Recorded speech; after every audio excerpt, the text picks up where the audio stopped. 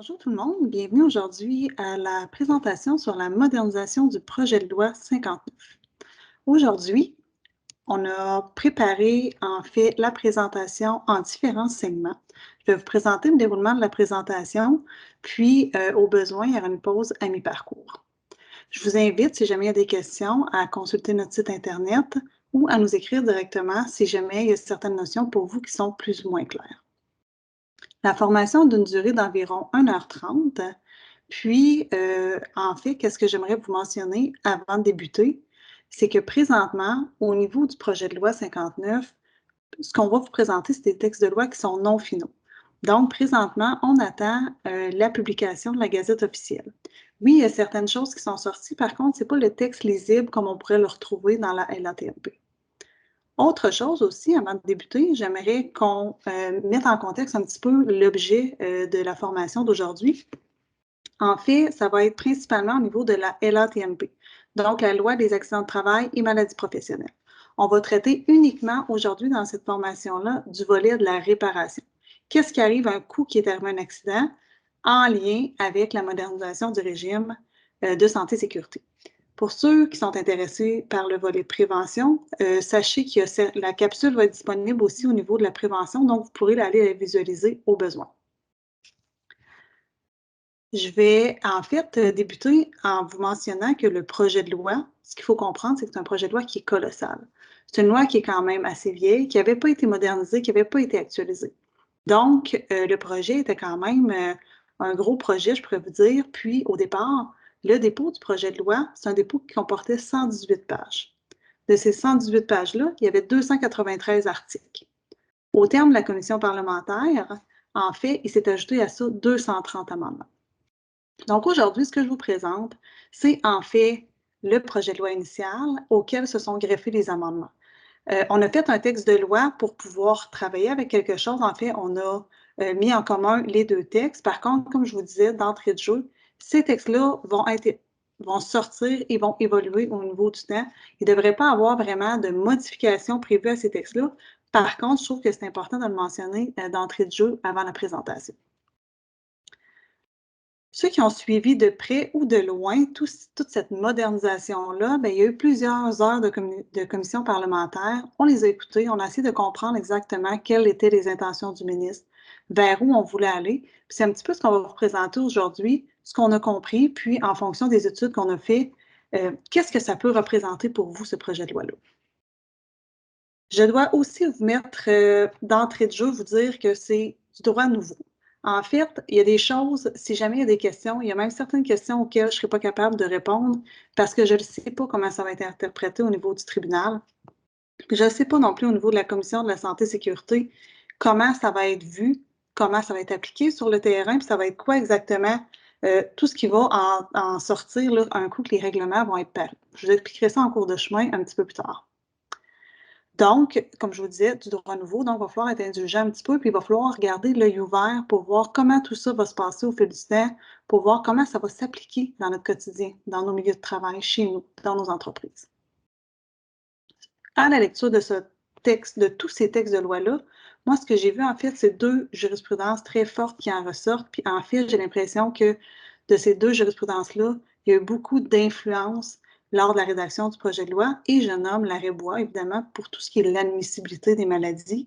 Et je ne peux pas passer sous le silence l'arrêt Caron pour tout ce qui est le devoir d'accommodement. On va en parler davantage dans la section réadaptation après la consolidation. Ces nouvelles mesures-là vont entraîner un pouvoir discrétionnaire à la CSST qui est très large. Puis, bien, ça va aussi, malheureusement, dans certains cas, peut-être entraîner un fardeau financier supplémentaire pour les employeurs, pour vous, en fait. Par contre, il va y avoir certaines mesures qui pourraient être intéressantes pour vous. Je parle de l'assignation, je parle de la réadaptation, certains délais qui pourraient être raccourcis. On va tenter de regarder ce projet de loi-là avec une vue d'ensemble, puis de voir en tant qu'employeur, comment on pourrait tirer notre ficelle du jeu? Qu'est-ce qu'on pourrait aller chercher pour que ça soit bénéfique pour nous? Parce que de toute façon, c'est adopté. Donc, on va devoir travailler avec ce type de loi-là. Donc, moi, qu'est-ce que je vais faire? C'est que on va essayer de couvrir large puis de voir exactement c'est quoi les tenants et aboutissants de chacune des modifications. C'est certain qu'il y a des modifications qui entraînent plus d'éléments négatif. Il y a des modifications qui entraînent très peu de changements. Par contre, je vais quand même vous en parler parce que je trouve que c'est important d'avoir un tableau global du portrait de la situation. Autre chose, par choix, il y a certaines notions qu'on a décidé tout simplement de ne pas aborder parce que ce n'est pas en lien avec notre milieu de travail direct. Donc, si vous permettez, on va débuter. La façon dont la formation a été construite, c'est en fonction des entrées en vigueur de la loi. Il y a des choses qui sont entrées en vigueur dès la sanction. Je vais vous les présenter dans quelques instants. Puis le gros morceau de cette loi-là va entrer en vigueur le 6 octobre 2022. Donc, on a le temps de se préparer. Par contre, ça vient rapidement. Le 6 octobre, on pourrait quasiment dire demain, en fait. Donc, si vous êtes prêts, on part. Au niveau de l'entrée en vigueur à la sanction de la loi, donc je parle le 6 octobre 2021. Qu'est-ce qui est présentement en vigueur? On va regarder ça à l'instant. On parle de tout ce qui a trait aux maladies professionnelles. Il y a eu l'abrogation de l'annexe 1 et l'ajout du règlement sur les maladies professionnelles qui va s'appeler dorénavant l'annexe A. L'abrogation, qu'est-ce que ça veut dire? En fait, c'est que ça a été enlevé, ça a été retiré de la loi, puis on est venu le changer pour le règlement sur les maladies professionnelles qui, lui, va se nommer l'annexe A. En fait, ce qu'on pourrait dire aussi, c'est qu'on parle d'un règlement par opposition à une loi. Ceux qui connaissent un petit peu ça vont savoir qu'il est beaucoup plus facile de modifier un règlement, puis c'est pour cette raison-là que l'annexe 1 a été changée puis qui s'appelle dorénavant le règlement. Il va pouvoir évoluer dans le temps, donc les nouvelles maladies professionnelles vont pouvoir être ajoutées au fil du temps selon les recommandations de divers comités, dont je vais expliquer les fonctions et la nature plus tard. Donc, on voit la nouvelle annexe, l'annexe A, qui va être prévue, qui va s'appeler le règlement sur les maladies professionnelles. Ce nouvel annexe A, là, en fait, il est venu mettre des nouvelles sections et des nouvelles maladies. En termes de maladies, on a la maladie de Parkinson qui est venue faire son apparition. C'est quelque chose qui nous touche moins dans notre domaine. Par contre, je trouve important de le mentionner pour pouvoir voir exactement qu'est-ce qu'il y en était, c'est quoi les nouveautés en termes de maladies, qu'est-ce qui a été ajouté. On a aussi une section sur les troubles mentaux, une section qui est propre à elle, en fait, qui va inclure le trouble de stress post-traumatique. Ça, c'est une nouveauté. C'est un diagnostic qu'on voit parfois dans nos dossiers. Par contre, ce n'est pas un diagnostic qui était accepté à proprement parler au niveau de l'annexe. On a aussi la maladie de Lyme qui est venue faire son apparition et certaines maladies oncologiques. Je parle davantage de cancer chez les pompiers. Donc, à ce niveau-là, ce n'est pas là-dessus que je vais faire l'ensemble de mon exposé. Je vais aller davantage au niveau des troubles mentaux.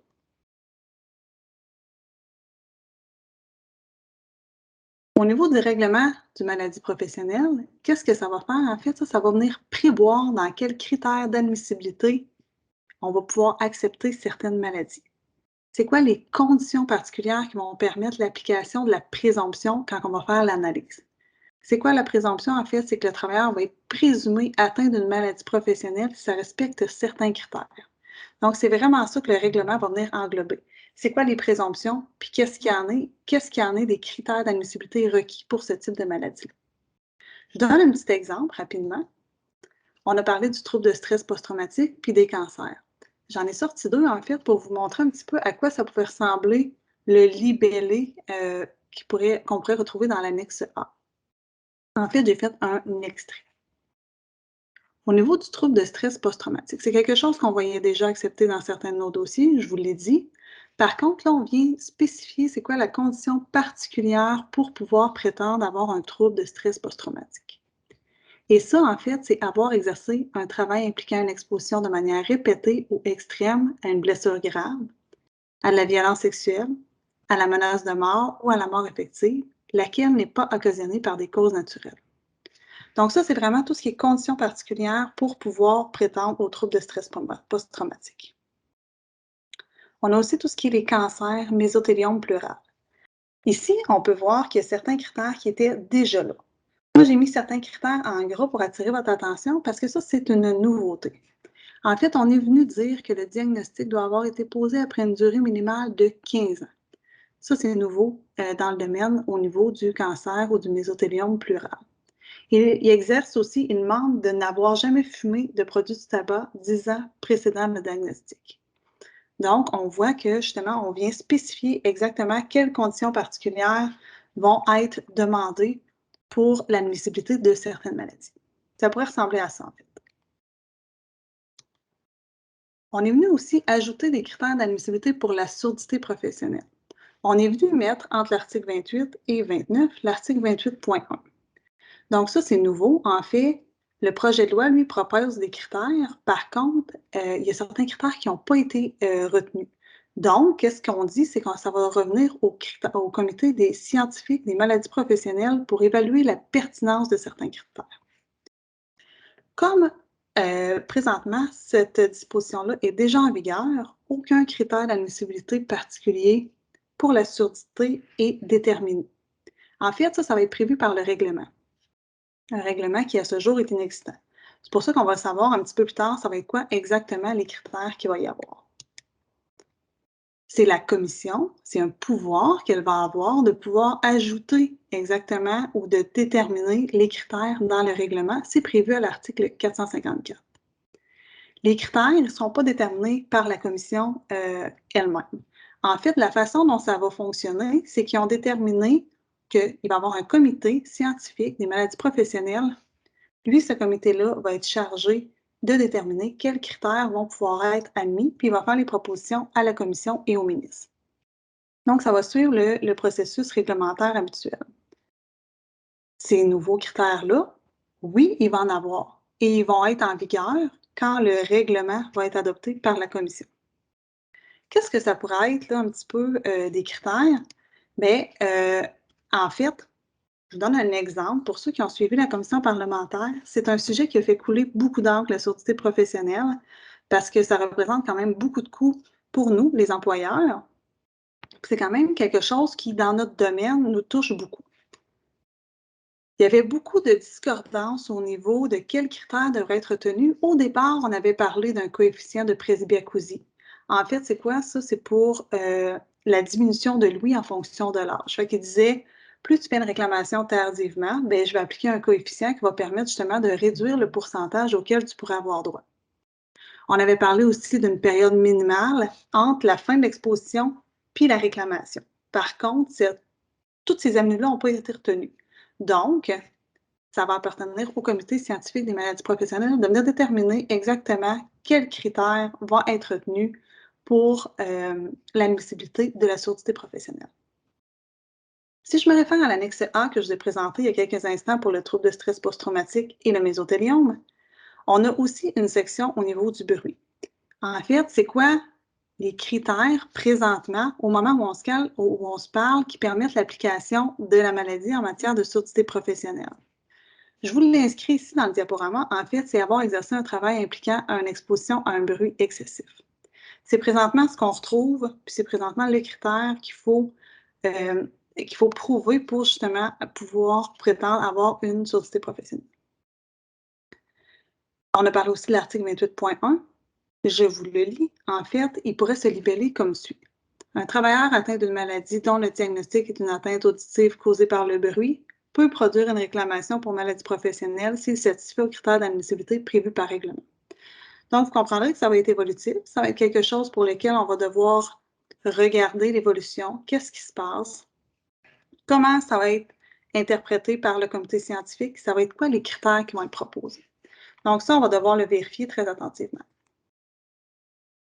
On parle aussi d'ajout de nouvelles maladies au règlement. Oui, la CSST va pouvoir ajouter, comme je vous l'ai mentionné, sous les recommandations du comité scientifique, des nouvelles maladies, des conditions particulières pour ces nouvelles maladies-là, pour que la lésion soit présumée une lésion professionnelle. Comment ça se fait? Ça, c'est quoi le processus? En fait, c'est que, en vertu de l'article 454, la commission peut le faire par règlement. Donc, c'est prévu qu'aux fins du règlement, pour l'application de la présomption de l'article 29, les conditions particulières en lien avec la maladie, la durée de l'exposition, le genre de travail exercé va être déterminé par règlement.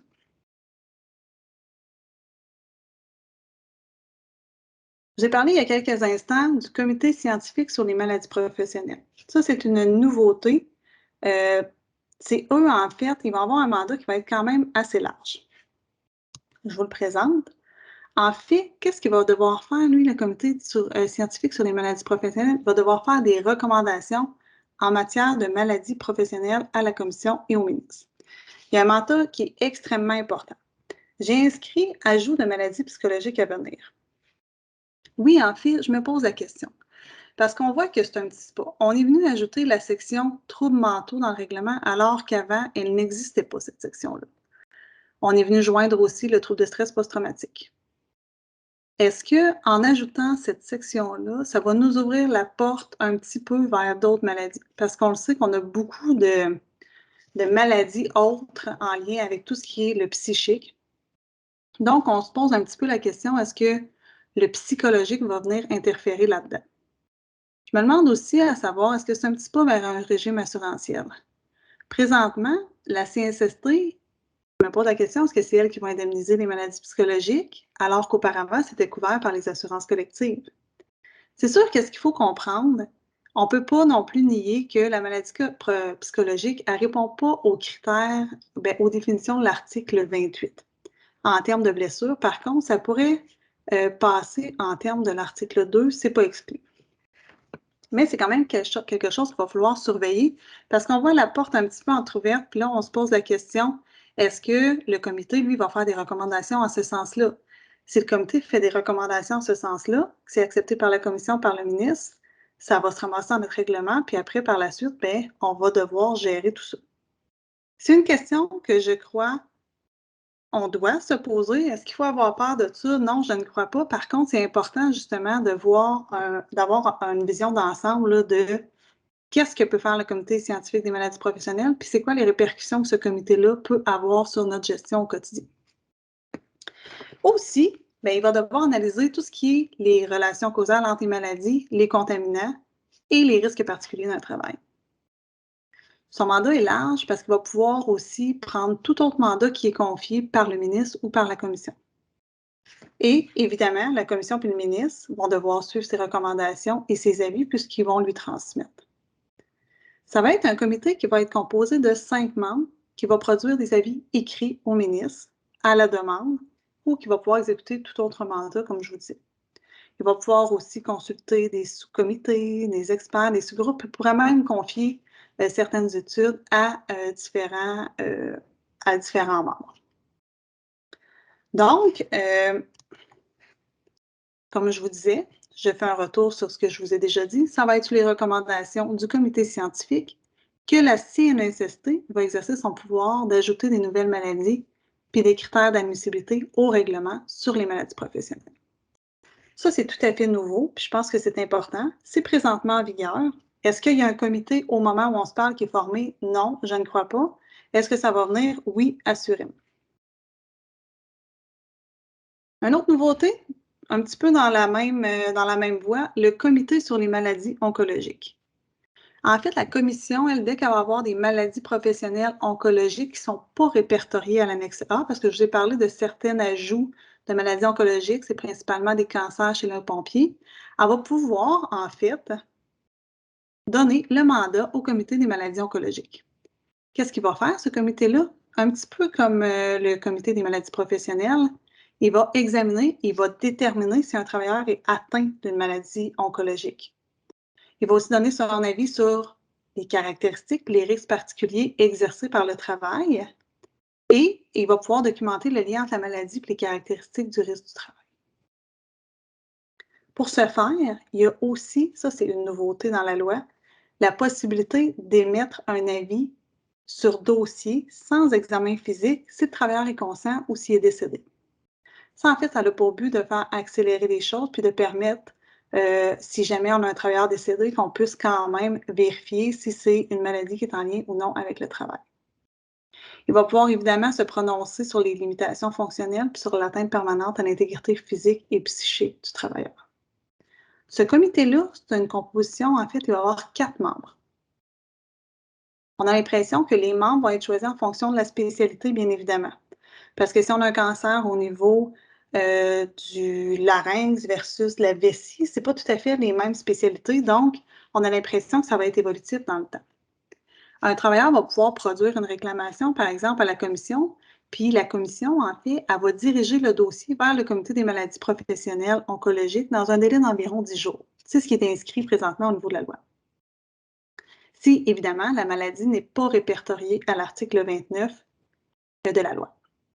Lui, le comité oncologique, il va examiner le travailleur par la suite, puis il va faire un rapport à la commission pour déterminer justement, est-ce qu'il y a une relation entre la maladie et, et le travail. Par la suite, s'il détermine que oui, il va pouvoir dire c'est quoi les limitations. Donc, c'est un petit peu ça le créneau, là, c'est ça que le comité sur les maladies oncologiques va faire. Comme je vous disais, c'est présentement en vigueur. Il n'y a pas de comité présentement qui est formé, ça va être selon les besoins et selon les spécialités. Pour ceux qui connaissent un petit peu la mécanique, il y a le même, le comité des maladies professionnelles pulmonaires, lui aussi s'est vu octroyer la possibilité d'émettre un avis sur un dossier sans examen physique du travailleur si le travailleur est décédé ou s'il est conscient. Fait que ça va permettre justement de mieux circonscrire puis de pouvoir faire des études si jamais le travailleur, il est décédé ou si lui est d'accord avec cette procédure-là de faire une étude sur dossier, ils vont pouvoir le faire, chose qui, avant la modernisation, n'était pas permis. Donc ça, c'est ce qui boucle les maladies professionnelles. Je me transporte maintenant du côté de l'imputation des coûts. Quand il y a un accident, il y a le droit du travailleur d'être indemnisé, donc le versement des indemnités, puis le paiement des frais. Mais une fois qu'on a une facture, il faut déterminer c'est qui va payer cette facture-là. Ça, c'est ce qu'on appelle l'imputation. La règle générale, les coûts vont être versés dans le dossier de lésion professionnelle. Ils vont être chargés chez l'employeur chez qui l'événement est survenu. Par contre, il existe des exceptions. Donc, dans certaines situations, on peut demander en tant qu'employeur que les sommes ne nous soient pas chargées à notre dossier. La modernisation, elle va ajouter 2 cas de figure qui vont permettre de retirer les coûts de notre dossier. La première,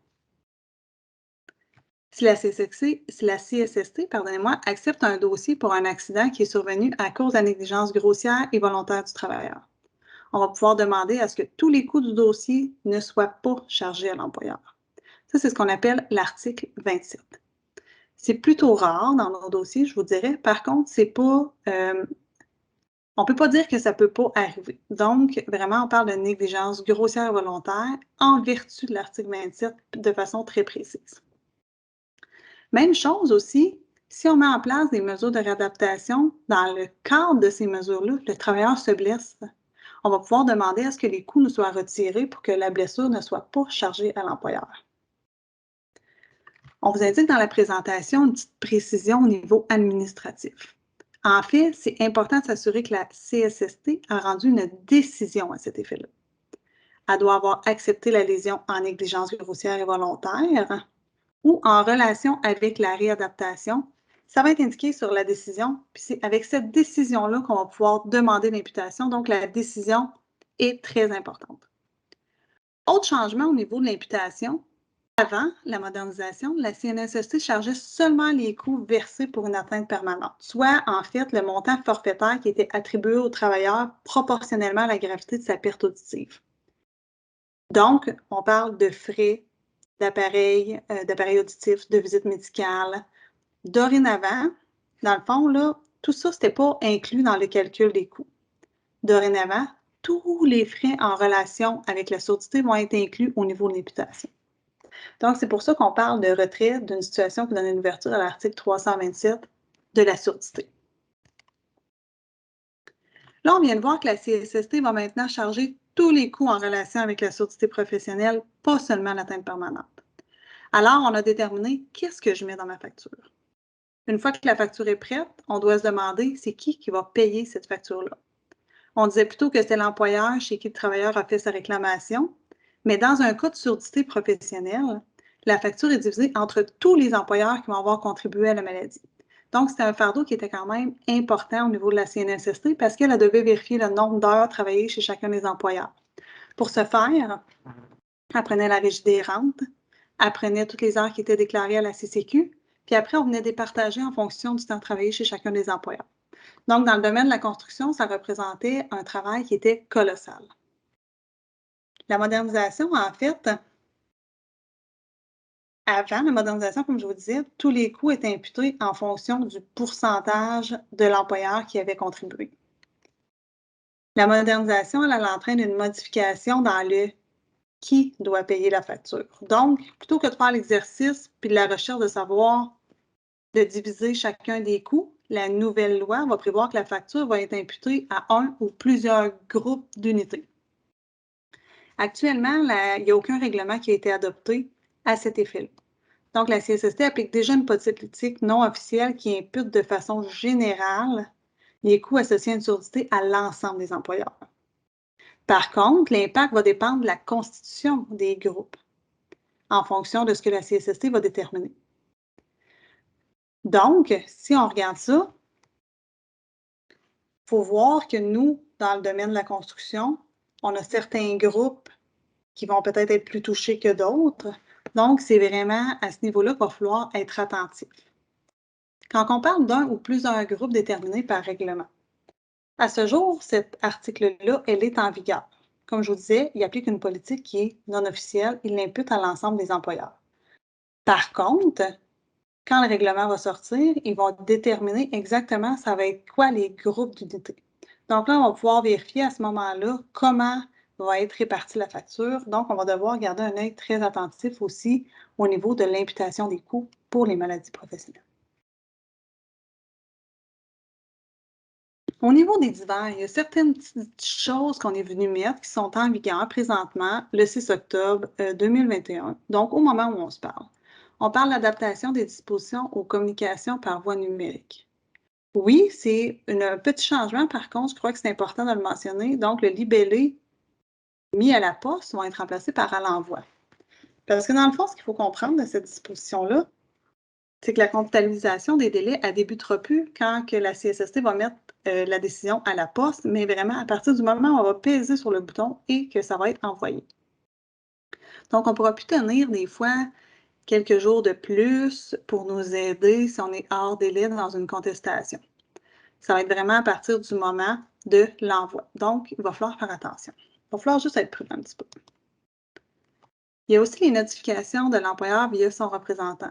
Il y a une façon de faire au niveau de la CNSST où on peut désigner un représentant puis envoyer toutes nos communications directement au représentant sans que ça passe par l'employeur. Avant, la CSST avait quand même l'obligation de notifier l'employeur en tout temps parce que c'était lui qui était responsable de son dossier. Maintenant, si la notification est effectuée auprès du représentant, il va être présumé avoir été notifié par la CSST. Donc, attention parce qu'on demande de plus en plus aux employeurs de s'en aller vers le dossier numérique, le guichet CNSST ou ClickSecure. Par contre, bien ça, justement, ils sont venus le circonscrire avec les notifications puis les nouvelles dispositions à l'envoi. Dernier petit point au niveau des divers, on parle de l'augmentation des pénalités. L'augmentation des pénalités va pouvoir varier dorénavant de 500 à 20 000 selon la situation s'il s'agit d'une personne morale ou physique. C'est quand même des montants qui sont importants. Je vous donne certains exemples qui pourraient justement engendrer ce type de pénalité. Ça serait le défaut de payer les 14 premiers jours aux travailleurs ou celui de transmettre l'avis de l'employeur et demande de remboursement si la CSST vous notifie que vous devez le remplir. Pour être honnête, c'est quelque chose que dans la pratique, on voit très rarement appliqué. Par contre, maintenant que ça a été modifié par la loi, est-ce que ça va réveiller certaines choses, puis est-ce que ça va permettre justement cette application-là? Peut-être. Ça reste à vérifier. Donc ça, c'est ce qui est présentement en vigueur au moment où on se parle, à compter de la sanction le 6 octobre 2021. On va s'en aller 6 mois plus tard, le 6 avril 2022. C'est très près, mais vous allez voir, il y a très peu de changements au niveau du 6 avril 2022. Je vous les présente à l'instant. Ces principaux changements-là, c'est principalement quant à la notion de dirigeant. Cette modification, elle n'entraîne pas de modification à l'interprétation et à l'application actuelle de la notion de dirigeant. La notion a quand même une portée importante parce qu'elle, elle va déterminer si la personne va pouvoir bénéficier ou non du régime. On ne paie pas de cotisation pour un dirigeant, bien, en contrepartie, il ne peut pas non plus bénéficier du régime à moins de prendre une protection personnelle à la CNSST. Donc, en fait, la modification, je vous dirais que c'est principalement pour s'arrimer aux notions de dirigeants qui sont prévues dans les autres lois constitutives des personnes morales. Donc, je vous ai mis la définition juste ici. Il n'y a pas beaucoup de changements, c'est vraiment ici, là, tous les pouvoirs ont été retirés au conseil d'administration par une convention unanime. C'est principalement le gros changement. Par contre, comme je vous disais, ça n'entraîne pas de modification à l'application actuelle de la notion de dirigeant. C'est principalement au niveau de la définition. Au niveau des indemnités en cas de décès, la loi permet aux bénéficiaires de produire une réclamation dans un délai de 7 ans à compter de la date du décès pour les bénéficiaires pour pouvoir avoir des indemnités de décès. Au-delà de 7 ans, il n'y aura pas de possibilité de transmettre une réclamation. Ça, c'est totalement nouveau parce qu'avant, il n'y avait aucun délai de prescription qui était prévu. Donc là, on est venu de l'arrêter à l'article 91.1 pour une durée de 7 ans. Donc, c'était ce qui faisait le tour pour ce qui est en vigueur le 6 avril 2022. Quand je vous dis qu'il n'y avait pas grand-chose, c'était vrai. Là, on s'en va dans un tout autre régime. Ça, c'est vraiment le gros de tous les changements qui vont arriver. En fait, tout ce qui va entrer en vigueur 1 an de la sanction, donc le 6 octobre 2022. Vraiment, tous les changements vont se faire à cet effet-là. Au niveau de l'assignation temporaire, on parle du formulaire obligatoire. Ça, c'est une nouveauté dans le domaine. En fait, on avait déjà un formulaire qui était prescrit avec les 3 articles, les 3 questions à l'article 179. On préférait utiliser ce formulaire-là parce qu'il nous permettait, si le travailleur ne respectait pas ou si on avait des litiges, il nous permettait de faire suspendre les indemnités. Par contre, je suis sûre que dans la pratique, certains d'entre vous procédaient à une assignation qui était faite directement sur un simple billet médical sur lequel le médecin avait écrit assignation temporaire ou retour au travail progressif, peu importe. En fait, présentement, l'article 179, ça permet d'affecter temporairement un travailleur à des tâches qui respectent son état de santé puis qui vont être autorisées par son médecin pour lui permettre de réintégrer son emploi. En fait, c'est pour s'assurer de l'activer. Donc, pour nous, l'assignation, c'est vraiment un gros morceau parce que c'est quelque chose qu'on prône énormément. Qu'est-ce que ça vient faire, la modernisation et les modifications? En fait, ça va venir imposer certains devoirs à l'employeur. Ça va lui demander l'obligation d'utiliser un formulaire qui va être prescrit par la loi, non pas le simple billet médical qu'on pouvait utiliser autrefois. On se pose la question, est-ce que les travaux légers, permis ou écrits sur un billet médical vont être permis? Ça reste à voir. La CNESST et les intentions du ministre semblaient être fermes par rapport au choix justement d'un formulaire obligatoire uniforme pour tous. L'obligation d'avoir un formulaire qui va être dûment rempli par le médecin.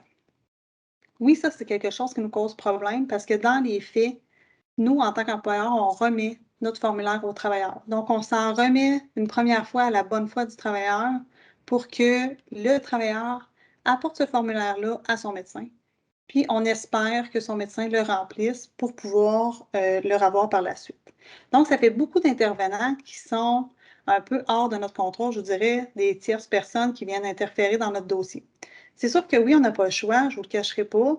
Par contre, justement, il y a plusieurs médecins, on le voit dans la pratique, qui refusent tout simplement de remplir le formulaire, qui vont prescrire une assignation directement sur le billet médical.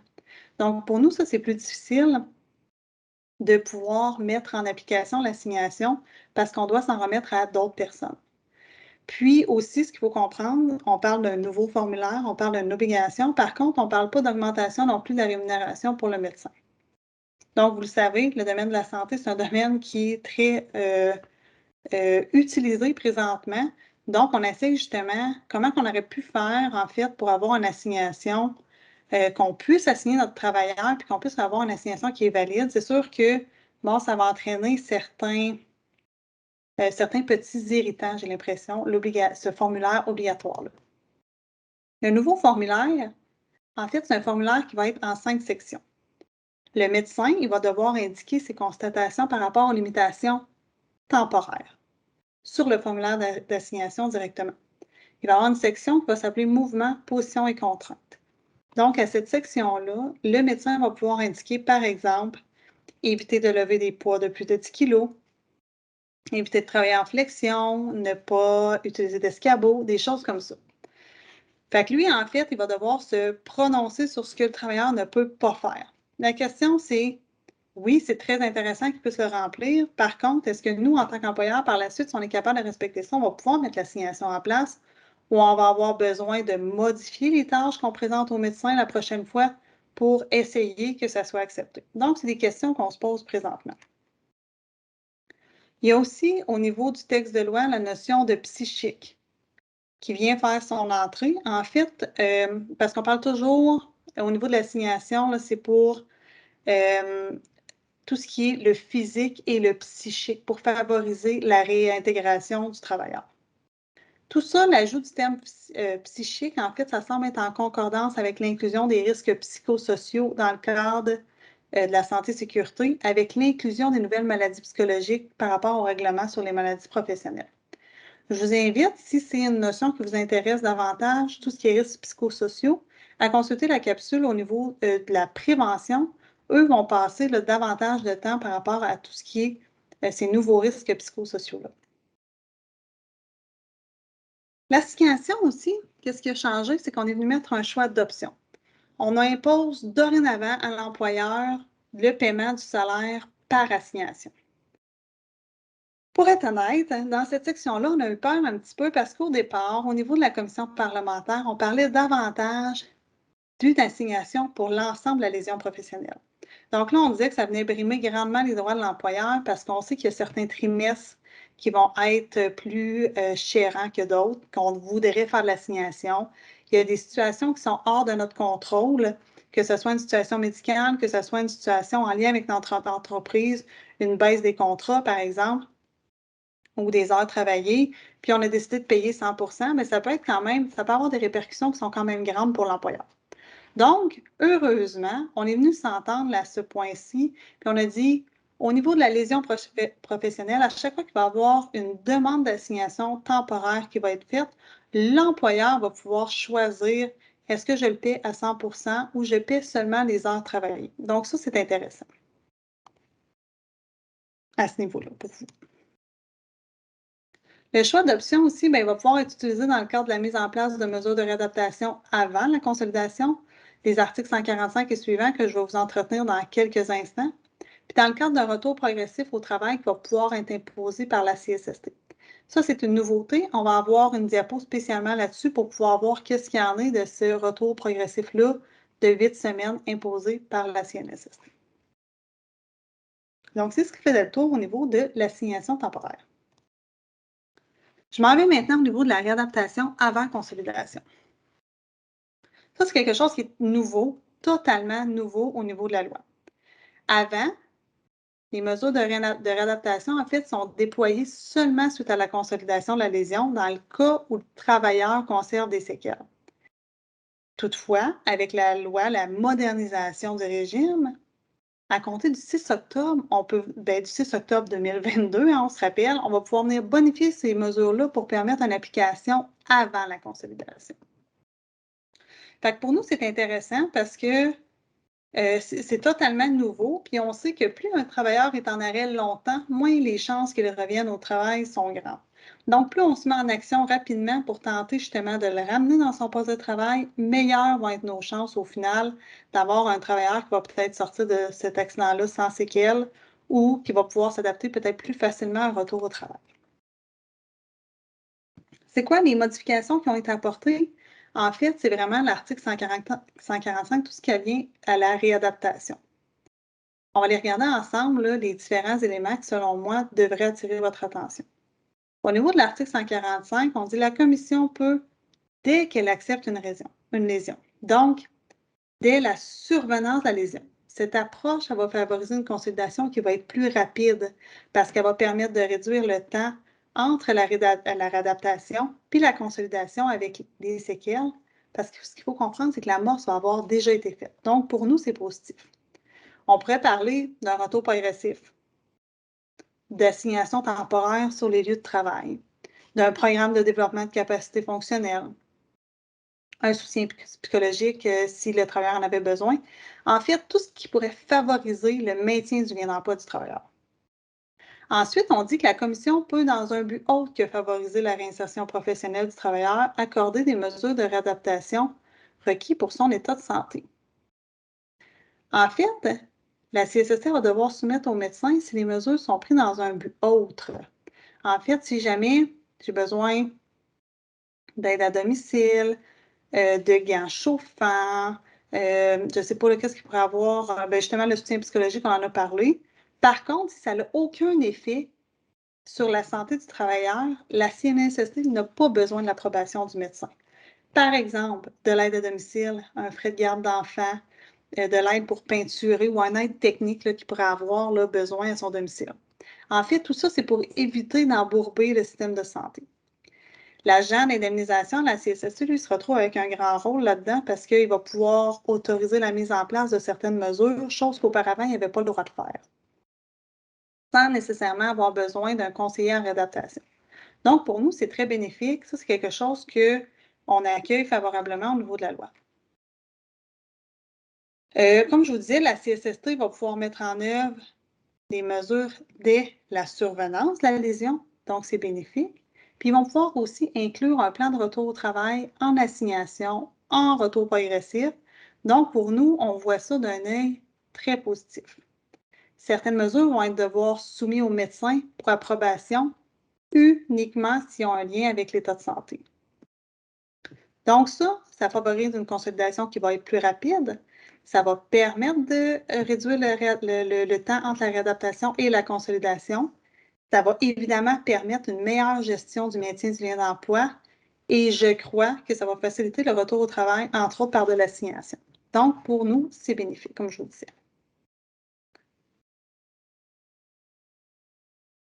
Toujours au niveau de la réadaptation avant consolidation, si on parle de mesures telles que l'assignation ou en retour progressif, l'employeur va pouvoir choisir de payer le salaire et avantages. Donc, soit je paye 100% des heures travaillées, soit je paye uniquement les heures travaillées dans les cas justement d'assignation ou de retour progressif. Les mesures vont prendre fin quand elles vont avoir été réalisées, quand le travailleur va être consolidé ou si la CSST détermine qu'ils sont plus nécessaires. Dans quel cas, on pourrait déterminer que c'est plus nécessaire? Dans le cas, par exemple, où un travailleur n'embarquerait pas, il ne se donnerait pas au niveau de son assignation ou, on verrait qu'il n'est pas collaboratif. À ce moment-là, on pourrait décider de terminer. Les mesures aussi vont pouvoir se poursuivre suite à la consolidation, donc dans tout ce qu'on va appeler réadaptation après consolidation dans le cadre du plan individualisé de réadaptation. Les décisions, il va y avoir des décisions parce qu'en fait, quand la CSST va rendre, va dire qu'elle applique telle mesure, elle va pouvoir rendre une décision. Ces mesures-là vont pouvoir être contestées par l'employeur. Par contre, le délai, comme vous le savez, avant d'obtenir une audition, risque de rendre les mesures sans effet parce qu'ils vont déjà avoir donné. Fait que même si on n'est pas d'accord avec certaines applications, on va devoir attendre, puis le temps va faire en sorte que malgré le fait qu'on est en désaccord, ça va avoir été mis en place, donc ça va être difficile au niveau des contestations. Par contre, c'est quand même possible de le faire, sachez-le. Au niveau de la réadaptation avant consolidation, la CSST va pouvoir déterminer la mise en œuvre de toutes ces mesures-là. C'est quoi exactement les moyens, les mesures? Au moment où on se parle, je ne pourrais pas vous le dire. Par contre, c'est le règlement, un peu comme on a fait, un peu comme j'avais expliqué dans le cadre des maladies professionnelles, qui va déterminer la mise en œuvre de ces mesures-là. Qu'est-ce que ça comprend? Quand ça peut octroyer? Quand ça peut être octroyé? Etc. Au moment où on se parle, il n'y a aucun règlement qui est adopté.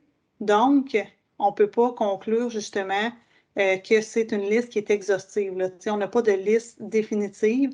Ça va être bonifié au fil du temps en fonction du règlement. Donc, nous, qu'est-ce qu'on va faire, évidemment, c'est qu'on va garder un œil attentif sur les orientations de la CNSST face à ces nouvelles possibilités-là. On vient de voir les mesures et les possibilités de réadaptation qui vont pouvoir être mises en place pour favoriser, entre autres, la consolidation puis le maintien du lien d'emploi. Une fois que la consolidation, je parle de la guérison, va être arrivée, on va se retrouver dans le même processus qui existe actuellement. La réadaptation après consolidation a notamment pour objectif de favoriser la réintégration au travail. À ce stade, quand on parle de réadaptation après consolidation, les séquelles définitives sont connues. Fait que là, qu'est-ce qu'il faut faire? C'est qu'il faut évaluer, est-ce que le travailleur est apte à refaire son emploi ou si on peut l'adapter? 2, est-ce qu'on peut lui offrir un tout autre emploi dans l'entreprise? Ou sinon, est-ce que le travailleur va devoir s'orienter sur le marché externe, donc une réadaptation à l'externe sur le marché du travail? Au niveau, la grosse nouveauté, là, c'est l'ajout de l'accommodement raisonnable. Cette obligation, ce qu'il faut comprendre, c'est que ça existait déjà pour les employeurs auprès des travailleurs handicapés. Une limitation physique, c'est considéré comme un handicap. L'employeur, il faut qu'il réintègre le travailleur qui aurait un handicap suite à un événement personnel, par exemple. Je ne sais pas, adapter son poste de travail, si ça ne représente pas une contrainte excessive, essayer de l'aider justement à pouvoir refaire son travail comme c'était avant. Dans le cadre d'une lésion professionnelle, le travailleur qui va conserver des séquelles est considéré comme handicapé au sens de la charte. Donc, l'employeur, en fonction de la charte, il ne peut pas renoncer à son devoir d'accommodement. Il doit justement tenter, autant que faire se peut, d'accommoder son travailleur. Cette notion d'accommodement-là, elle va s'appliquer à tous les intervenants qui vont intervenir dans le dossier. Le travailleur, l'employeur, la CSST, le syndicat. Bref, tout le monde doit justement tenter d'accommoder un travailleur. C'est pour ça que la notion, quand on parlait au début de l'arrêt Caron, on vient le voir un petit peu ici au niveau de l'accommodement, au niveau de la charte des droits et libertés de la personne, quand un travailleur devient handicapé au sens de la loi, c'est-à-dire qu'il y a des séquelles à cause d'une lésion professionnelle, on va devoir mettre en place tout ce qui est l'accommodement raisonnable. Donc ça, c'est vraiment quelque chose qui est gros. C'est un gros morceau, ça va demander beaucoup d'adaptation, puis on va devoir le suivre de façon très près parce que ça va avoir beaucoup d'incidence sur une grosse sphère de votre travail.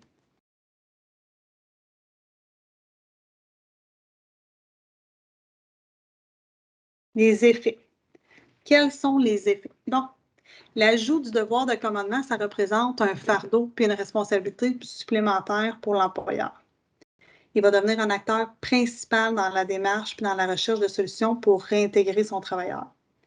Le texte de loi, lui, en fait, il prévoit non seulement que la collaboration du travailleur va être sollicitée, mais aussi celle de l'employeur, ça a été ajouté au libellé. Donc, on peut le voir juste ici, la collaboration du travailleur sera sollicitée, mais celle de l'employeur a été ajoutée. Donc, c'est très important. L'employeur va devoir participer activement à la recherche de solutions qui vont permettre un retour en emploi au travailleur au sein de son établissement.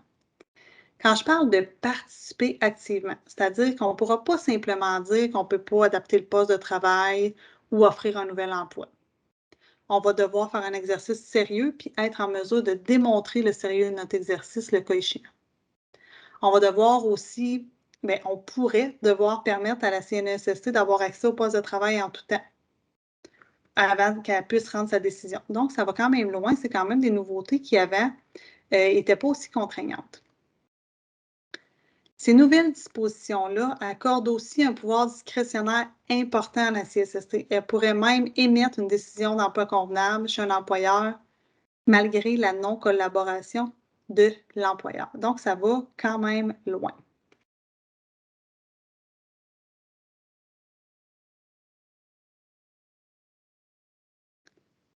Évidemment, la CSST va pouvoir adopter un règlement qui va déterminer les mesures de réadaptation sociale ou professionnelle. Au moment où on se parle, les règlements ne sont pas en vigueur. Par contre, on va devoir vérifier quand ils vont être en vigueur pour voir comment ça va être adapté à cette nouvelle loi-là. Évidemment, comme je vous le mentionnais, on va devoir aussi connaître les orientations des tribunaux et de la CSST pour voir c'est quoi toutes ces nouvelles possibilités-là, qu'est-ce que ça comprend pour nous. La CSST va pouvoir mettre des mesures de réadaptation pour aider les travailleurs dans sa réintégration. C'est déjà prévu dans la loi en frais d'aide à domicile, de soutien professionnel. Par contre, la nouveauté, c'est vraiment l'élargissement des pouvoirs de la CSST. Il va dorénavant être possible pour elle de prévoir des nouvelles mesures suite à l'adoption du règlement. Comme je vous disais, attendons le règlement avant de voir qu'est-ce qu'il y en est. Par contre, ça va être un morceau important qu'on va devoir vérifier parce que ça peut aller loin. On va s'en reparler un petit peu dans le droit de retour au travail aussi. Au niveau du retour progressif de 8 semaines, on avait parlé des mesures de maintien du lien d'emploi, des solutions provisoires. En voici une, dans le fond, le retour progressif de 8 semaines. C'est une nouvelle mesure qui s'inscrit dans l'esprit de l'obligation d'accommodement raisonnable. Le principe de base, en fait, c'est que le droit du travailleur de recevoir des indemnités va cesser quand sa lésion va être consolidée sans séquelles ou quand la CSST va statuer qu'il est apte à occuper un emploi ou un autre emploi malgré ses séquelles. Là, on vient un petit peu ébranler ce principe-là puis créer un peu d'incertitude parce que cette disposition-là, elle s'inscrit dans l'élargissement du pouvoir discrétionnaire de la CNSST. Elle va pouvoir prétendre un retour au travail progressif malgré le fait que le médecin ait consolidé la lésion sans séquelles ou qu'il soit apte à reprendre ses emplois ou un autre emploi malgré ses séquelles.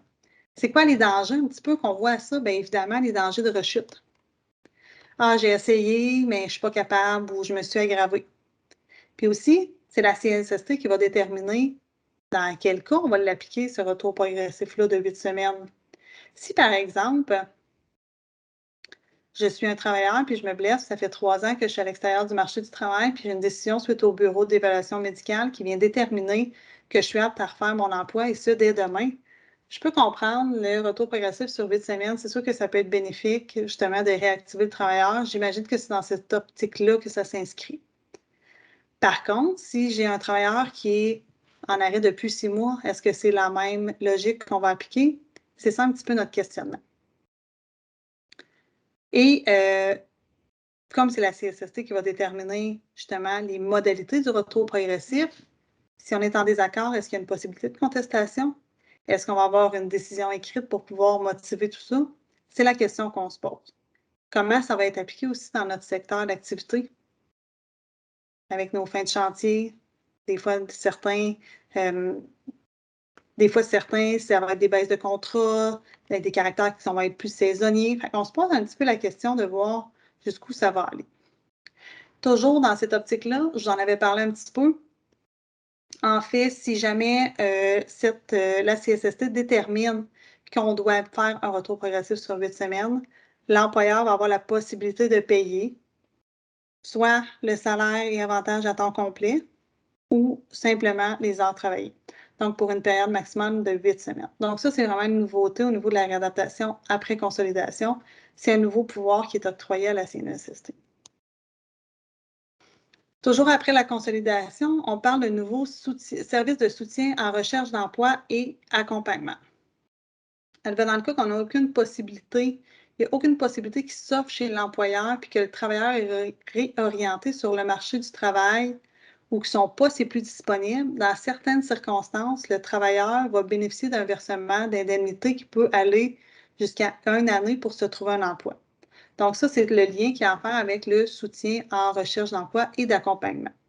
La CSST va offrir, en fait, elle a pris une entente avec les services publics d'emploi pour que les travailleurs qui ont une victime professionnelle puissent bénéficier des services, un petit peu comme l'assurance chômage. Fait que dans le fond, qu'est-ce qu'on se dit, c'est que cette disposition-là, cette entente-là, pourrait nous aider dans le cadre du versement pour réduire, parce que malheureusement, les travailleurs ont souvent 1 an pour se retrouver un emploi sur le marché du travail en fonction de leur capacité résiduelle. Par contre, force est de constater que souvent, ça va prendre 11 mois et demi avant de se trouver un emploi, malgré le contexte de pénurie de main-d'œuvre. Donc, peut-être que ça va activer un petit peu les choses. C'est ce qu'on souhaite. Donc, nous, on peut accueillir ça d'un œil favorable. Les travailleurs âgés, légère modification. Je vous fais un petit clin d'œil là-dessus, en fait. Âgés de 60 ans et plus, ou on pourrait dire travailleurs expérimentés. En fait, sous l'ancienne législation, il y avait cette disposition-là, elle existe déjà, en fait. Puis, qu'est-ce que ça venait dire? C'est que l'employeur qui n'aurait plus rien, il n'aura pas le droit au niveau de la réadaptation. S'il ne bénéficie pas d'une réorientation, il va recevoir des indemnités de remplacement de revenus jusqu'à l'âge de 68 ans. Pour ça, il fallait que le travailleur ait 60 ans si c'était un accident de travail ou 55 ans s'il était victime d'une maladie professionnelle. On vient totalement éliminer ça. On en élimine la distinction par rapport à l'âge, que ce soit une maladie ou un accident de travail. On compte ça dans le terme lésion professionnelle, puis on met ça à 60 ans. Donc, on ne vient plus faire de distinction. C'était la seule petite chose que je voulais mentionner. Donc, à compter du 6 octobre 2022, on passe à 60 ans, que ce soit un accident de travail ou une maladie professionnelle. Le droit de retour au travail, bon, ça aussi, c'est un autre élément qui est très important. On a vu que la notion d'accommodement va augmenter le fardeau de l'employeur par rapport à la recherche de solutions pour réintégrer son travailleur, mais cette obligation-là va entraîner encore plus de répercussions quand on va la combiner au droit de retour au travail. C'est quoi le droit de retour au travail? En fait, c'est la possibilité pour un travailleur de réintégrer prioritairement son emploi chez son employeur. Le délai est prévu au niveau de la loi, donc 1 an si on a moins de 20 travailleurs ou 2 ans dans les entreprises où il y a plus de 20 travailleurs au moment de l'événement. En fait, la CLSST, qu'est-ce qu'elle faisait? Auparavant, c'est qu'elle communiquait directement avec l'employeur, puis si le droit de retour au travail était échu, l'employeur, on pouvait seulement dire qu'on ne le reprenait pas, puis il n'y avait pas de démarche quelconque à faire. Là, on est venu modifier ça avec l'ajout de l'arrêt 40, l'obligation pour les employeurs de la CSST, ça va être d'appliquer le concept d'accommodement raisonnable pour les travailleurs accidentés, et ce, indépendamment du droit de retour au travail. Donc, on vient tasser tous les délais qu'on connaissait, puis on vient de l'interpréter de façon très large. La CSST va avoir l'obligation, elle aussi, d'effectuer la démarche, puis l'analyse d'emploi équivalent ou d'emploi convenable chez l'employeur. Puis lui, un peu comme tout ce qui était réadaptation après consolidation, l'employeur va devoir participer activement. Donc, on vient vraiment le centrer au cœur de la démarche. Le devoir d'accommodement, dans le fond, il vient avec l'application de l'accommodement raisonnable, on prolonge le délai qui n'était pas tout à fait défini. On ne peut pas dire à tel point tout ça arrête. Maintenant, on vient vraiment le mettre très large. Comme la charte a préséance sur la loi des accidents de travail et maladies professionnelles, le délai n'enlève pas l'obligation à l'employeur de l'accommoder. Même si le délai prévu à l'article 240 est échu, le devoir d'accommodement se poursuit, puis l'employeur va devoir participer activement à la recherche de solutions. La CSST aussi va pouvoir contraindre l'employeur de le réintégrer. Puis on a vu tantôt que même si l'employeur ne collabore pas, la CSST va pouvoir déterminer un emploi chez l'employeur. Donc, là, ça va très loin parce qu'à défaut de collaborer, la CSST va pouvoir émettre une sanction administrative à l'employeur et, je dis bien et, ordonner à l'employeur de verser un montant au travailleur. Donc, ça peut aller très loin. Quand on dit que le fardeau est grand, c'est notamment parce qu'on renverse le fardeau de preuve. On présume dans la loi que l'employeur est en mesure de réintégrer le travailleur. Fait que si l'employeur n'est pas d'accord, bien, ça va être à lui de le prouver. Il va devoir démontrer que la réintégration, pour lui, ça représente une contrainte excessive. Ça pourrait être quoi une contrainte excessive? Bien, il faut faire attention parce que chaque entreprise va avoir des contraintes qui vont être différentes en fonction des limites financières, des ressources matérielles, la taille de l'entreprise, la réalité du marché. C'est quoi le coût de l'accommodement? Qu'est-ce que ça va coûter? C'est quoi qui est proposé? Est-ce que ça porte atteinte aux droits de d'autres travailleurs dans l'entreprise? Est-ce que, par exemple, ça crée une surcharge pour les collègues? Est-ce que ça dénature les activités de travail? Bref, ça peut aller très loin. La contrainte excessive, ce qu'il faut comprendre aussi de ce nouveau vocabulaire, un inconvénient minime ne va pas constituer une contrainte excessive. Il faut que ça soit significatif et que ça produise certains irritants sans pour autant être déraisonnable. Donc, ça va très loin.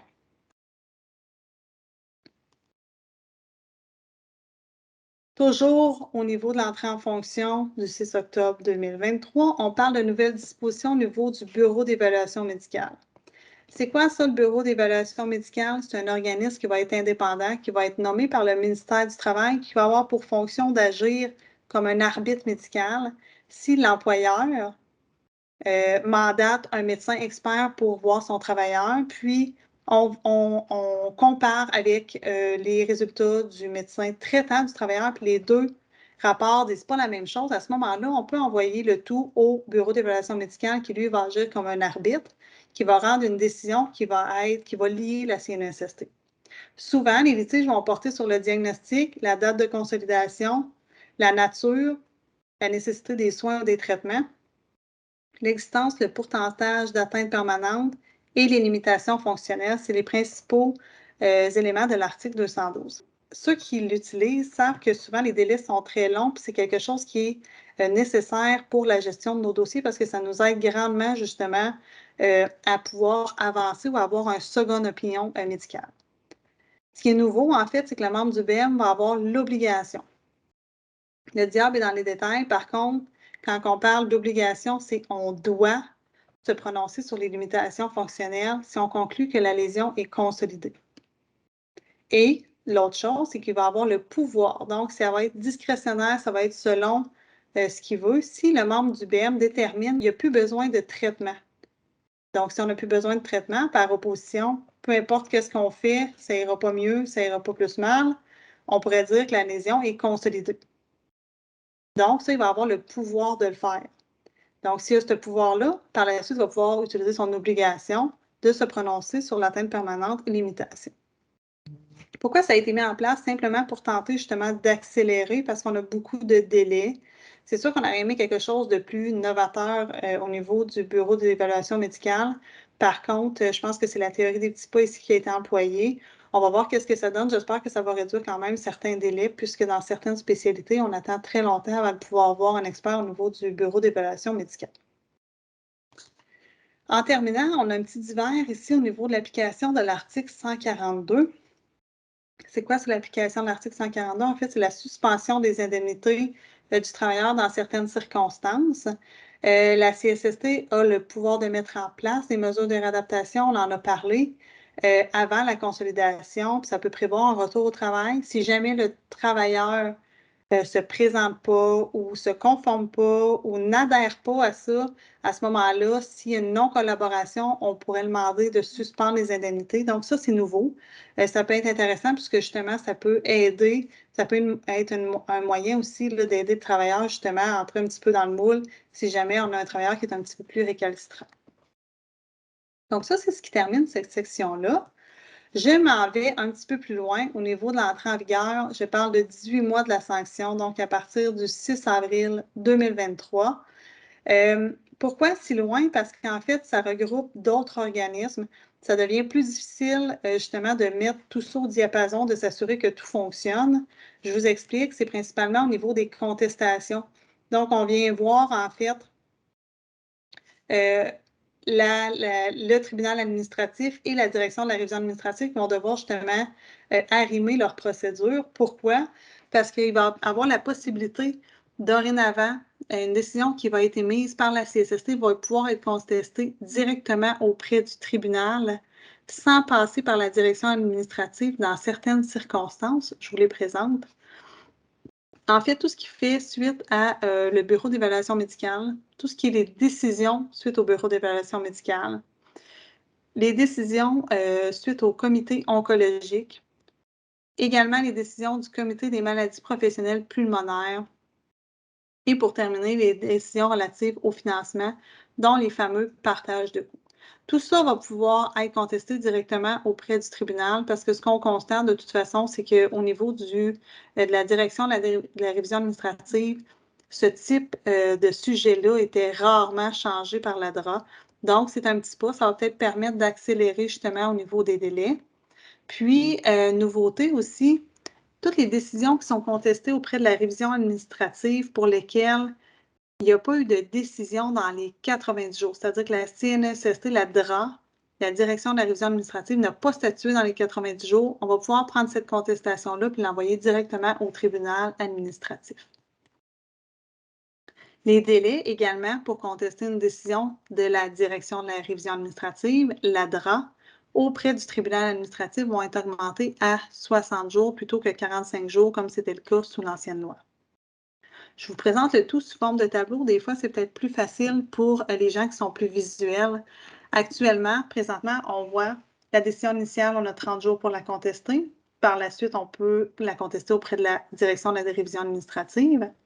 Un coup qu'on va recevoir cette décision-là, on a 45 jours pour l'envoyer au TAT, qui va être en fait une décision qui va être finale et sans appel. Les modifications au niveau de la loi, en fait, on parle d'un délai de 30 jours. C'est toujours la même chose. Ici, on voit une modification au lieu de 45 jours. Quand on reçoit notre décision de la direction de la révision administrative pour le TAT, on a dorénavant 60 jours pour le faire. Puis le tribunal administratif va toujours rendre une décision qui est finale et sans appel. Au niveau des décisions de la CNESST, si on a une décision de la DRA qui est contestée pour laquelle on attend notre décision, on a 90 jours. Dans les 90 jours, si la DRA n'a pas rendu de décision, on va pouvoir l'envoyer directement auprès du tribunal. Puis on a 60 jours pour contester une décision initiale de la CNESST directement devant le tribunal administratif pour les sujets que je vous ai mentionnés il y a quelques instants, le bureau d'évaluation médicale, le comité oncologique, le comité des maladies professionnelles pulmonaires et le financement. Oui, certains diront, mais pourquoi on n'a pas retiré la DRA? Parce qu'en fait, il s'agit d'un principe de justice administrative. Quand on parle de droit des bénéficiaires, il est prévu que les gens puissent bénéficier d'une révision puis apporter des faits nouveaux. Donc, c'est pour ça que la DRA est là, puis c'est pour ça qu'elle va rester. La commission va pouvoir aussi, ou le tribunal, décider de toutes questions qui vont faire l'objet de la décision. Il y a deux sujets à des paliers différents. Par exemple, moi, l'employeur, je conteste une décision suite au BEM directement au TAF et mon travailleur conteste la même décision au niveau de la direction de la révision administrative. Donc, deux sujets, le même sujet, deux paliers différents. À ce moment-là, on renverrait le tout, ça serait analysé par la DRA. On parle de 18 mois, oui, en effet, parce qu'il va falloir faire un certain canal de communication entre ces deux organismes-là, parce que ce pas des organismes qui travaillent régulièrement ensemble. Donc, si par exemple la DRA prend trop de temps, comment on va faire pour savoir que ça s'en va directement? Est-ce qu'il y a un mécanisme qui l'envoie directement au tribunal? Est-ce que c'est à la demande? Bref, tout ça va être à voir. En fait, lui, le ministre, il voulait faire un espèce de comité conjoint de la TAT et de la DRA. Reste à voir quand ça sera fait parce que j'ai l'impression que ça va demander quand même beaucoup de fignolage, tout ça, parce que c'est quand même là deux instances différentes. Puis ça a quand même des répercussions qui sont grandes à ce niveau-là. Au niveau de l'entrée en vigueur, selon la date d'adoption du règlement par la CNESST, en fait, ce qu'il faut comprendre, c'est comme je vous l'ai dit d'entrée de jeu, la CNESST va avoir le pouvoir de réglementer sous différents éléments. C'est un pouvoir qui est important, qui est accordé à la CNESST en matière de légifération. Même si cette situation-là peut entraîner certaines craintes auprès des employeurs, il est aussi important de noter que tout règlement qui va être accepté ou adopté par la CNESST va devoir suivre le processus habituel et être soumis pour approbation au gouvernement. Donc, comme je vous l'ai mentionné tout au long de ma présentation, il y a des choses qu'on ne savait pas et que je vous disais, ça va être en fonction du règlement. Qu'est-ce que j'ai fait? C'est que je les ai ramenés ici. On parle des critères d'admissibilité particuliers pour l'atteinte auditive causée par le bruit. Donc, ça va être déterminé par règlement, même si c'est déjà en vigueur au moment où on se parle. Tout ce qui est services de santé et équipements adaptés. S'il y en a qui se posent la question, c'est quoi les services de santé? C'est anciennement l'assistance médicale qui va devenir maintenant les services de santé en vertu de l'article 189 et suivant. La CSST, au niveau du règlement, va pouvoir aussi adopter des nouvelles mesures avant consolidation avec l'article 145 et les suivants. Et elle va pouvoir aussi déterminer à quels groupes vont être imputés une atteinte auditive en vertu de l'article 328. Quand je vous disais à quel groupe d'unités ça va être chargé, bien, c'est là qu'on va pouvoir le voir quand le règlement va être sorti. Donc, même s'il y a des dispositions qui sont en vigueur, comme je vous dis, tant que le règlement n'est pas fait, bien, il va nous manquer certains petits éléments pour pouvoir prétendre avoir une loi là, qui va être complète et finale. Si je fais un rappel au niveau des dispositions transitoires à la sanction, ce qui est présentement en vigueur, c'est tout ce qui est l'abrogation de l'annexe 1. On vient se tasser, on vient créer un nouveau règlement sur les maladies professionnelles avec l'annexe A. L'imputation des coûts pour les lésions sans perte de temps. Donc, tout ce qui est la négligence grossière et volontaire du travailleur, on vient le mettre là-dedans dans les lésions sans perte de temps, on vient sortir la surdité professionnelle pour la mettre dans l'article 328 à proprement parler, avec la répartition dont je vous ai parlé en fonction des unités. On va aussi créer un comité oncologique pour tout ce qui est les cancers au niveau du travail et évidemment la création d'un comité scientifique sur les maladies professionnelles. Dans 6 mois, ben, dans le fond, au mois d'avril, la prescription du droit de retour au travail pour les travailleurs, on parle de 7 ans. Ça n'a pas beaucoup d'incidence, par contre, c'est quand même important de le noter. Le gros va être à 1 an, donc le 6 octobre 2022. Tout ce qui est les dispositions en relation avec les nouvelles mesures de réadaptation. Quand je parle de réadaptation, je parle de réadaptation avant la consolidation, tout ce qui est nouveau, tout ce qu'on peut faire avant de connaître les séquelles. Les modifications après la consolidation, j'inclus là-dedans tout ce qui est le retour progressif de 8 semaines, les autres mesures de réadaptation, les centres de services locaux d'emploi, comment qu'on va circonscrire tout ça. Dans 1 an, on parle aussi de la suppression de la notion de droit au travail dans la réadaptation, un pouvoir qui va être discrétionnaire à la CNSST en lien avec l'accommodement. Notre devoir d'accommodement, là, il est déjà là. La CNSST, ça fait longtemps qu'ils travaillent là-dessus. Par contre, soyez assurés que dès que ces dispositions-là vont être mises en place, c'est quelque chose qu'on va entendre régulièrement. C'est quelque chose sur lequel j'ai l'impression que la CNSST va appuyer très fort. Tout ce qui est les nouvelles dispositions relatives à l'assignation, donc le choix d'option. L'employeur va devoir le déterminer avec l'ajout du formulaire qui va être obligatoire pour l'assignation. Puis tout ce qui est les nouvelles modifications du BEM. Donc, est-ce que j'ai l'obligation de me prononcer sur les points 4 et 5? Oui, si elle est consolidée. Est-ce que j'ai le pouvoir également de me prononcer sur la consolidation quand je détermine qu'il n'y a plus besoin d'avoir de soins de traitement? Oui, on peut. Donc, tout ça, c'est la roue dont je vous ai parlé quand je vous ai présenté la section par rapport au bureau d'évaluation médicale. Par la suite, 18 mois de la sanction, on se ramenait un petit peu plus loin, tout ce qui était les dispositions recours administratif, l'ADRA, le TAT. Donc ça, il faut se laisser un petit peu plus de temps pour arrimer toutes les nouvelles modifications à ces deux organismes-là. En conclusion, bien évidemment, on reste avec certaines inquiétudes par rapport à l'accommodement raisonnable, à l'augmentation du fardeau que ça va représenter pour les employeurs par rapport au retour au travail. C'est sûr qu'on va devoir garder un œil ouvert. L'encadrement rigide de l'assignation, nous, on travaille très fort pour l'assignation, que ce soit sur un billet médical ou autre. On se questionne de voir, bon, ben, qu'est-ce que ça va donner? Comment ça va être pris en compte? Comment la CSST va l'appliquer? Est-ce que ça va nous nuire? Est-ce que ça va nous aider? On a bien hâte de voir. Tous les coûts supplémentaires en relation avec la réadaptation, certains pouvoirs discrétionnaires qui vont être octroyés à la CSST, qu'est-ce que ça va faire dans nos dossiers d'accident? Jusqu'où ils vont pouvoir aller, puis jusqu'où nous, on est prêts à aller aussi là-dedans.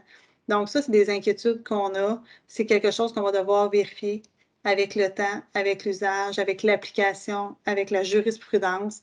Donc, c'est tout nouveau. J'ai hâte de voir qu'est-ce que ça va donner dans le futur. Toutefois, il faut quand même se quitter sur un point qui est positif. Tout ce qui est, tu sais, si on s'approprie comme il faut ces nouvelles notions-là, je parle de réadaptation avant consolidation, la réintégration pour les travailleurs, l'aide au soutien de la recherche d'emploi. Ça pourrait certainement permettre une baisse des coûts dans le régime si on se donne la peine justement de mettre nos travailleurs au centre de tout ça pour justement maintenir le lien d'emploi. Je pense que ça peut être bénéfique, puis je crois qu'on n'aura pas le choix de toute façon de le voir dans ce cadre-là, parce que tout porte à croire, tout nous envoie justement vers cette voie. Donc, c'est ce qui termine ma présentation. J'espère que ça a été clair. Si jamais il y a des questions qui viendraient suite à la présentation, je vous invite à aussi consulter notre site Internet de la Sécu au niveau de la foire aux questions. Plusieurs des concepts que je vous ai parlé aujourd'hui vont être disponibles aussi également à cet endroit-là. Si jamais vous avez besoin de joindre un conseiller pour en apprendre davantage sur certains sujets, l'ensemble des coordonnées vont être déposées sur le site Internet de la CSST. Donc, sur ce, je vous remercie. Je vous souhaite une agréable fin de journée. Merci d'avoir été en ma compagnie et bonne modernisation.